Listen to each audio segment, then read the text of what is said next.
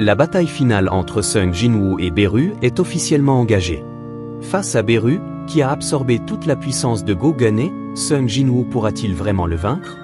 Alors que l'équipe de rang S était sur le point d'être dévorée par les créatures démoniaques, une gigantesque épée transperça soudainement le crâne du monstre. Celui qui tenait cette épée imposante n'était autre que le chevalier Igri.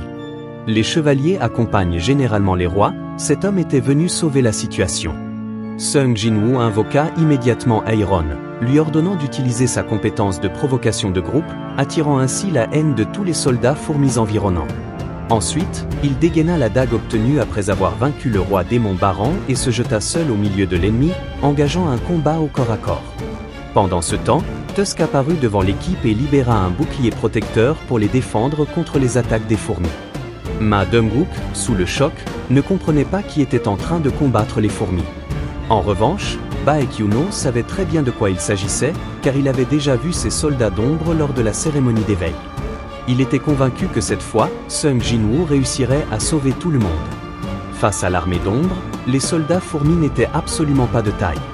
Cependant, Sung Jinwoo trouvait que l'élimination des monstres prenait trop de temps.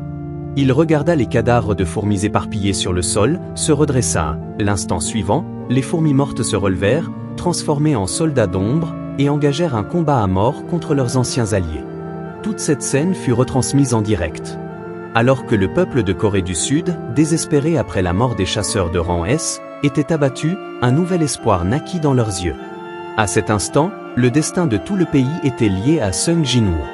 Sur le champ de bataille, Sung Jinwoo réussit rapidement à briser l'encerclement des fourmis, atteignant son équipe. Il ouvrit immédiatement la boutique et acheta des potions de soins pour soigner leurs blessures et restaurer leur force. Cependant, Shaheen avait déjà tous ses organes internes détruits. Les potions ne servaient à rien et son souffle s'affaiblissait progressivement. Il devait quitter cet endroit au plus vite avant l'arrivée de renforts fourmis et trouver un soigneur de haut niveau pour la sauver. Mais à ce moment précis, une puissante onde magique attira l'attention de Sung Jinwoo. Le roi des fourmis était de retour. Furieux, il fixa l'équipe et déclara : « S'il n'y a pas de roi dehors, y en a-t-il un parmi vous qui ose se prétendre roi ?» En voyant la silhouette imposante du roi des fourmis, tous furent pris de terreur. Se pourrait-il que Go Gunne ait également été vaincu? Voyant cela, Sung Jinwoo confia Shaheen à Ma Dongwook, puis s'avança résolument vers le roi des fourmis. Je me demandais pourquoi le signal de l'ombre de Go Gunne s'était interrompu. Alors, c'est parce que tu l'as dévoré? En entendant ces mots, le roi des fourmis libéra immédiatement le pouvoir qu'il avait hérité de Go Gunne et fit exploser toute son aura magique, écrasant Sung Jinwoo de son oppression.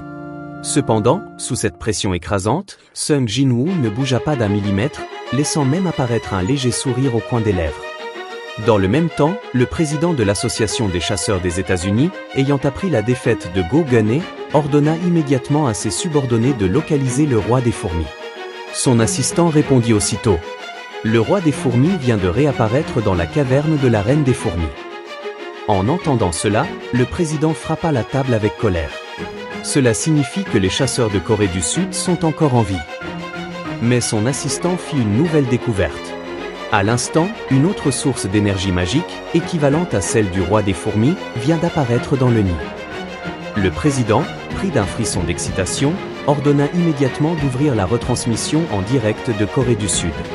Dans le même temps, le président Gao Xuanjian, qui regardait la retransmission, se leva presque de son siège, bouleversé. Avec la puissance de Sung Jinwoo, il peut sûrement vaincre le roi des fourmis. Mais l'instant suivant, sur l'écran, le roi des fourmis fonça violemment sur Sung Jinwoo et lui asséna un coup de poing titanesque en pleine tête. Le sol sous leurs pieds se fissura immédiatement sous l'impact, déclenchant une explosion gigantesque. Choi Jong-in et Baekhyuno furent propulsés au loin par l'onde de choc. À leurs yeux, il n'y avait aucun doute. Avec le corps d'un chasseur de type magique, Sung Jinwoo ne pouvait pas survivre à une attaque aussi directe du roi des fourmis. Mais lorsque la fumée de l'explosion se dissipa, le roi des fourmis esquissa un sourire méprisant. Trop faible? Ce n'était donc pas un roi. Cependant, avant qu'il ne puisse terminer sa phrase, les pupilles de tous les spectateurs se contractèrent violemment. Sung Jinwoo était toujours là, debout face au roi des fourmis. Il essuya le sang coulant de sa bouche, et dans un éclat de rage, concentra son énergie magique dans sa main. Main du dominateur. En une fraction de seconde, le corps du roi des fourmis fut violemment attiré vers Sung Jinwoo. Au même moment, Sung Jinwoo leva son poing et l'abattit de toutes ses forces sur la tête du roi des fourmis. Le roi des fourmis fut projeté en arrière comme une météorite, perçant tout le nid des fourmis sous la violence du choc. Les spectateurs en restèrent bouche bée. Attends, Sung Jinwoo est censé être un chasseur de type magique. Baek Yuno, sous le choc, prit une profonde inspiration. Je doutais encore un peu, mais là, c'est juste monstrueux. Mais à peine quelques instants plus tard, dans la fumée du nid effondré, une lueur rouge surgit soudainement. Puis, sous une forme foudroyante, le roi des fourmis fonça sur Sung Jinwoo. Voyant cela, Sung Jinwoo esquissa un sourire narquois.